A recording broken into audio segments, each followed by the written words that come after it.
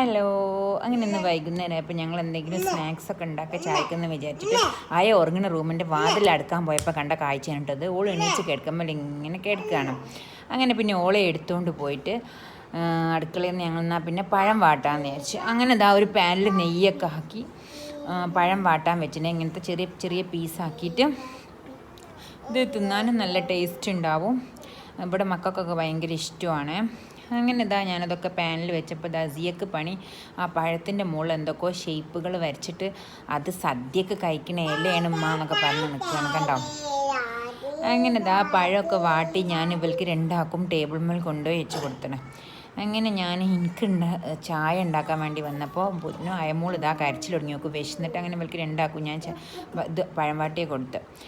അപ്പോൾ ഇവർ രണ്ടാൾ ഒരു കസേരമിൽ ഇരുന്നാട്ട് തിന്നെ. സിയ അതിനേക്കാളും ചെറിയ കുട്ടിയാണ്. അങ്ങനെ പിന്നെ ഞാൻ എനിക്കുള്ള ചായ ഉണ്ടാക്കാം. എനിക്ക് കട്ടൻ ചായ ഉണ്ട്.